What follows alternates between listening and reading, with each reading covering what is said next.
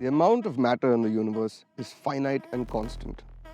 Einstein's fundamental theory of relativity has held true for over 100 years now. The fluffy-haired genius certainly knew a thing or a thousand of what he was talking about when he published it. So every time a manufacturer crafts a new machine, they are essentially converting some of that limited mass into creations that turn grown men into starry-eyed toddlers.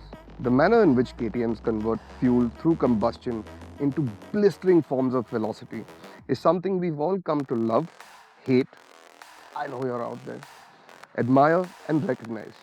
But is the new 390 Adventure really the one your mother warned you about?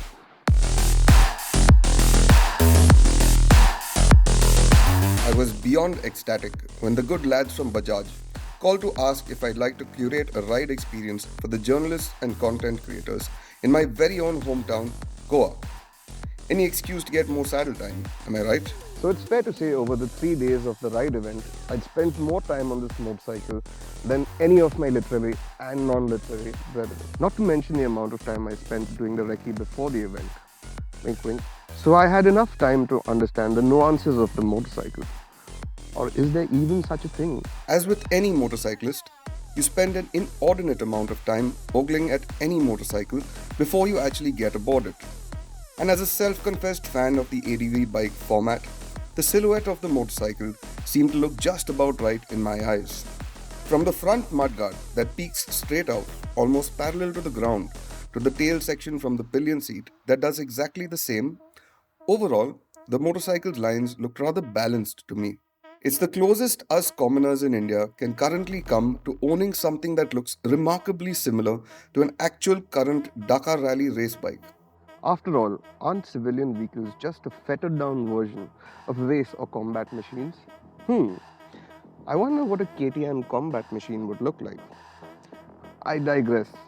As should you. It's not a very far-fetched thought. But for now, we'll just stick to KTM's ready-to-race ideology. The lines on the new 390 Adventure may not be very curvy or flowing, but the intersection and interaction of vertical, diagonal and horizontal lines retained KTM's aggressive styling from its older siblings. The headlight, though pretty good looking with the vertically stacked headlights, could have done with the scythe-like DRL design on the previous Gen 1290 Adventure R or even the outgoing 2024 390 Adventure. But that's just my personal opinion. One big benefit of having this vertically stacked headlight setup is that it's great for letting stubborn oncoming traffic know they should switch to low beam. You know, the drivers and riders that think it's their rightful duty to light up the universe just because that high beam is for free? The sight design has, however, been shifted to the grab rails. Aside from having a very unique, albeit otherworldly design, I found out during the ride that it's actually also a very convenient place to hang a backpack. I certainly won't be telling you about what it's like from the pillion seat perspective. This seat certainly isn't destined to have me on it. But I will, however, tell you what it's like from this seat. So getting on the bike with my 510 frame feels pretty natural. As you can see, even though the seat is 830 mm high, both my feet are flat on the ground. And that's thanks to the bike having a very narrow inseam. It gives you a more dirt-oriented feeling than an all-out street bike. Essentially, the right ingredients for a proper dual sport motorcycle. Shorter riders might need to tiptoe to keep the bike upright. Of course, ballerina school might undoubtedly help here. This translates to an easier transition from the sitting to the standing position. On the move, you'll have a tall, commanding seating position, which translates to great road presence. The bike has the big adventure tourer aura minus all the unnecessary heft. With a fairly relaxed stretch to the handlebars, I didn't have any complaints about the rider triangle in the sitting or standing position. The TFT dash now sits higher up in your line of view thanks to the rally tower-like positioning. The ease of reading it, regardless of whether you're seated or standing on the bike, is a boon like no other. The interface is filled with all sorts of information, but is still fairly easy to read once you know where to look on the dash. Navigating through the menu is a straightforward and fuss-free affair. The left switchgear does have some additional buttons that need some initial familiarization. For the more digitally inclined, the bike's got built-in turn-by-turn navigation, call controls, contacts, and music control. The USB Type-C charging slot will keep your gadgets charged. Just in case you run into that stray alien in the middle of nowhere that needs to make a call home. The bike now has 3 ride modes: street, off-road and rain. The navigation buttons for the menu retain the same format as the previous Gen 390 Adventure. These modes can be further customized by switching the ABS into off-road mode and the MTC off. The front wheel's ABS stays on though. Confidence inspiring for beginner riders, but also great to turn off for the wilder among us. Personally, I still don't quite understand why a bike with 45.3 bhp needs this level of electronic intervention. But the most convenient addition to this motorcycle is the fact that these electronic settings do not revert to stock once you turn the motorcycle off. The throttle response and traction control are tailored to have a more subtle or aggressive reaction to your inputs depending on which mode you're in. All these different levels of intrusion are governed by a 3-axis IMU system. Using the cruise control will involve a minuscule learning curve. Thankfully, every switchable feature on the motorcycle can be worked with on the go. Now, I won't bore you with the specs of the motorcycle because those have been around for long enough already. But what I will tell you is how it is to ride. In one simple word, effortless. It's got something for everyone, from a beginner rider to someone who puts high-octane fuel into their morning coffee. What has changed though is how approachable it's become. It isn't as manic as the KTMs we've gotten used to. To KTM loyalists, that could be a bad thing. To others, it will have certainly gained appeal. It's like KTM finally toned down that unadulterated formula for cosmic insanity. Or maybe not, because hiding higher up in the rev band, that sense of urgency still eggs you on to pull off unspeakable acts that would make your mother either disown you or get you psychiatric help. It's no longer that puberty-stricken teenager that wants you to keep that throttle pinned wide open every time you get on the motorcycle. Some may say it's lost its identity, but most would say that the new 390 Adventure has matured.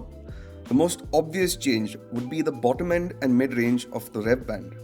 Tottering about in a higher gear at lower speeds is no longer a jerky affair. In fact, I ensured I didn't come below third gear on any of India's bountiful buffet of badly designed speed breakers over the 3 days plus that I spent riding the motorcycle. An unforgivable act of blasphemy on the previous Gen 390 Adventure? Not anymore. This is thanks to revised sprocketing, where the rear now has 46 teeth while the front has 14, as opposed to the earlier 45-15 setup. It's obvious that KTM has put deep thought into the overall tractability of the engine. The fueling and power delivery has become a lot more versatile. And isn't that what you'd want in an adventure motorcycle? It would certainly be my criteria for a multi-day or multi-week or multi-month ride across varied terrain. Multi-year maybe? If only schedules and commitments would be a little more forgiving. Our reality, thou art a heartless bitumen road burner. Nevertheless, I did spend a decent amount of time out on the highway and on the inner back roads of Goa.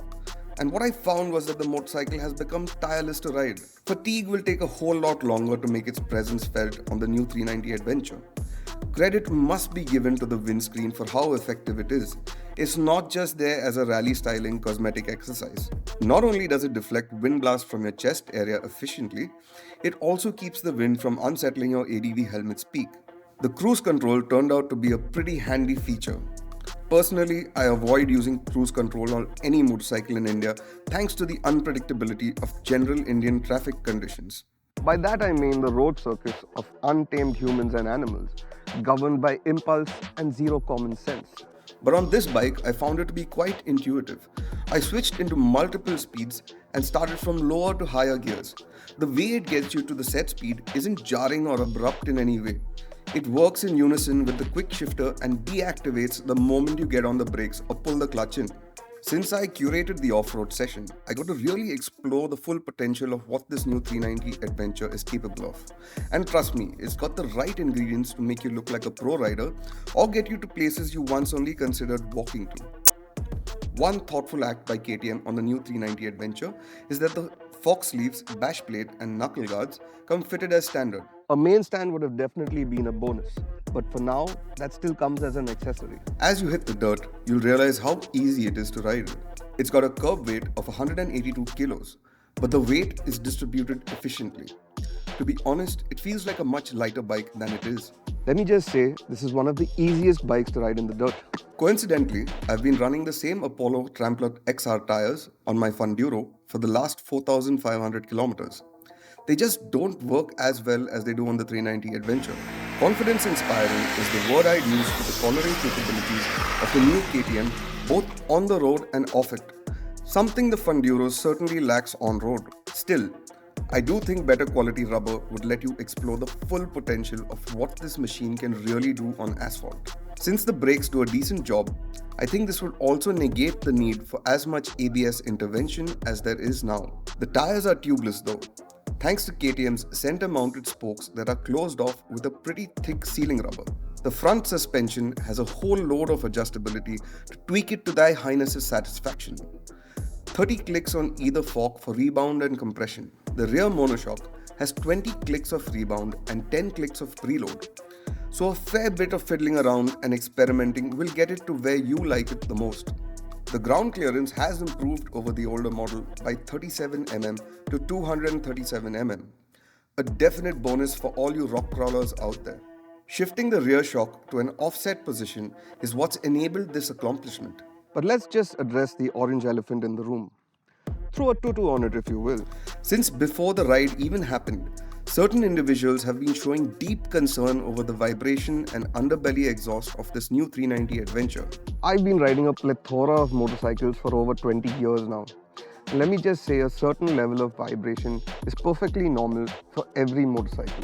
You've got thousands of controlled explosions going on between your legs every minute you're on that thing, for God's sake. A little vibration is just a reminder of that. As for this motorcycle, it's a short stroke high revving single. A little buzz is expected. Not once did I feel the numbness from these vibrations like I have on other motorcycles. I even filled up a dried up little pond with a whole lot of water for the event just to test the underbelly exhaust theory. The new 390 Adventure has been awfully kind to me. I've been riding it for over a week now, and I've been itching to get back on it at every chance I get. That really says something. It's got soul and character, while still being approachable and fun. It's a wholesome bike to say the least. I know if I had a long ride coming up, this bike would definitely be on that list. I've been doing some decently long rides in Russia over the last 2 years, and every time I'm in the saddle of this new KTM, I can't help but imagine what it would be like to ride this in that vast wilderness. And with a price tag of 3.68 lakhs, who knows, I might just ride this one to Russia instead.